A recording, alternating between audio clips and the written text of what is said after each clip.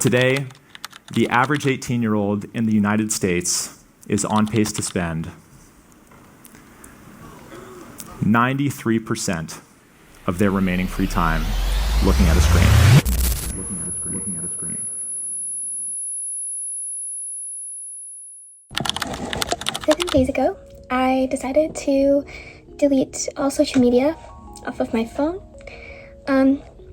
I made this decision because I went to a camp where I basically wasn't allowed to have my phone for a few days. It felt amazing. It was so nice to not be distracted by a screen, and I made so many more connections with people, and I talked and I opened up and I learned things. And I came home and I realized how much I missed that I could continue to have that if I just stayed off my phone a little more. So I deleted Instagram, I deleted Snapchat, I deleted Locket, and I deleted YouTube.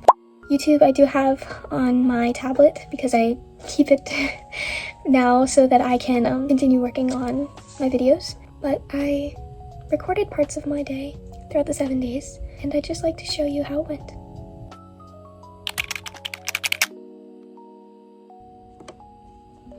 So I'm starting this on July 26th, 2026.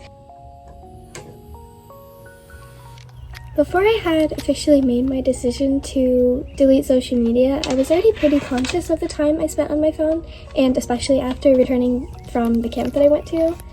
I knew that being on social media made me feel weird. I was kind of just irritable and unsatisfied and lonely. I was kind of being really unproductive and wasting a lot of time that I could have been spending doing other things. It just made me feel really crappy. I had been making an effort to stay off my phone since I got home. It was really difficult in the beginning. It felt harder on the first day, but it definitely got better. I went for a walk with my dogs for 40 minutes today. It gave me lots of time to think and reflect. Actually, when I think of the person that I want to be, it isn't somebody who's constantly glued to a screen. I don't want my friends to describe me as someone who's always on their phone. And I really just think it's something truly divine to be artistic and educated and down to earth. Those kind of people are magical and so rare. And that's who I want to be. Someone who has an attention span long enough to care. I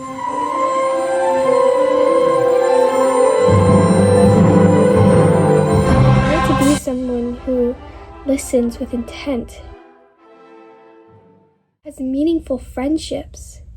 I want to be someone people can come to with their problems, someone who's talented, someone who's educated, someone who's well-rounded and is patient and is kind.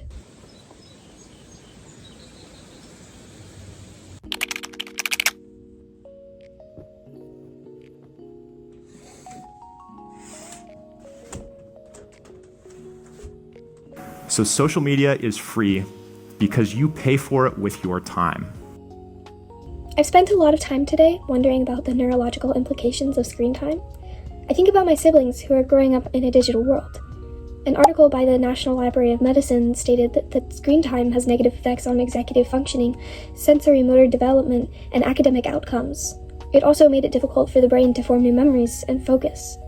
An article by Harvard Medical School titled Screen Time and the Brain investigated the negative effects of excessive screen usage. Harvard Medical School researchers found that the blue light that screens emit kind of suppresses the movement of melatonin, also known as the sleep hormone. And REM sleep is necessary for our brains to process information and form memories. So when you aren't sleeping because you're looking at a screen, you're not really forming memories, and it makes it harder for you to learn. Like any other addiction, screen and social media addictions have significant impacts on the user's health. Things like gaming and social media activate the brain's reward system, leading to the secretion of dopamine. This trains our brains to constantly seek out the stimulation, and one addiction leads to another. One study by Science Direct titled Prospective Association Between Screen Use Modalities and Substance Use Experimentation in Early Adolescence found that substance abuse and screen time were linked. Each additional hour spent on social media, texting, and video chatting was associated with higher risk of substance experimentation. This is because compulsive patterns of device use leads to mental distress and poor impulse control, the key ingredients for substance abuse. Finally, gray matter, too much screen time damages the brain, an article written by Victoria L. Dunkley on Psychology Today. Dunkley states that gray matter atrophy was seen in the frontal lobe and the striatum. The frontal lobe is responsible for executive functioning, such as impulse control, prioritizing, and planning, while the striatum is involved in reward pathways and impulse control as well. Even more concerning, damage was also found in the insula, which is involved in our capacity to develop empathy and compassion for others. In short, excessive screen usage was contributing to the loss of everything that it means to be human. The more I researched, the more I realized that this craving to be on my phone was slowly killing my sense of self. It was silently destroying any hopes for what I wanted to be, undoing any progress I had made in my life.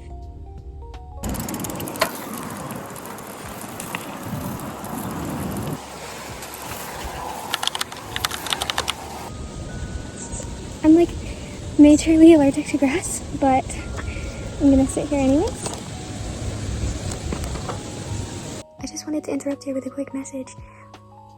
Even though it's been over a week now that I haven't had social media, as I'm editing this, it still has such a long-lasting effect on me, and that watching back this specific footage of me sitting in, by the trees, I feel so self-conscious and insecure about the fact that you can see a double chin because of the low angle. And even though there's nothing wrong with it and there's nothing that I can do about it, it's bothering me and it makes me feel insecure. I think that just goes to show the dangerous effect that social media has on us.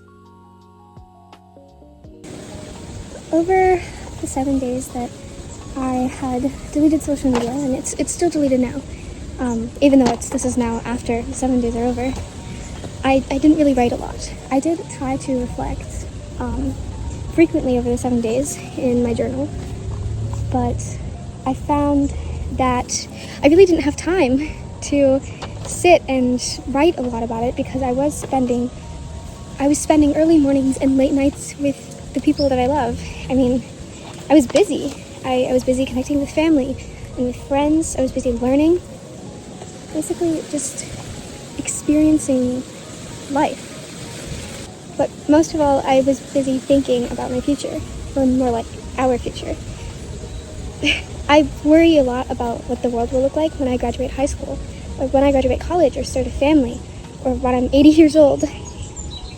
I worry a lot about technology and the way that our world will look and work. I know what things that I want out of my life. I know what I want my life to look like. But what will my world look like? I already have a lot of grievances with the gray, bland world I'm surrounded by. I just feel like I crave nature, color, and music. And things like my phone and social media and AI kind of get in the way of that.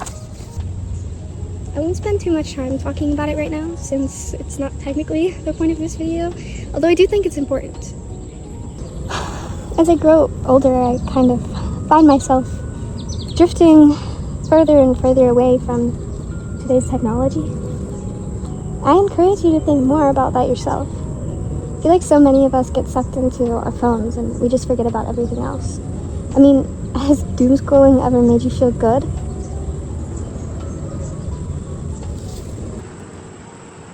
I'm not saying that you should throw your phone out the window and go out and live in the woods, unless that's really what you want to do.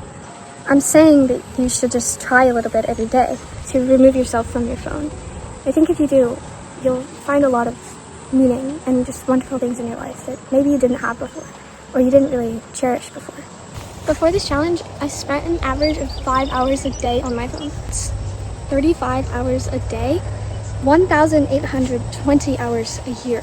And if I would live to be 80 years old and continue using my phone as consistently as that, I would spend 116,800 hours on my phone. That translates to nearly 13 and a half years of my life staring down at a screen. That's 13 and a half years I could spend learning, connecting with people, and just becoming a better person. Also, alongside journaling, I spent a lot of time watching other people's experiences with a social media detox, or not even just a detox, just kind of quitting social media altogether.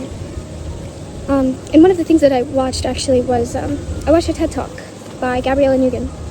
I realized that my grand role in making the world a better place was found in the everyday interactions that I was neglecting, and the friendships that I was letting wither. But let me be very clear that adopting abstinence didn't suddenly give my life meaning, but it gave me the building blocks in order to create a life of meaning. She spoke a lot on how she was kind of allowing social media to control her life. She formed parasocial relationships with people online and kind of just became obsessed. She spent hours consuming meaningless content and developed worries about how she herself presented online and what other people thought of her.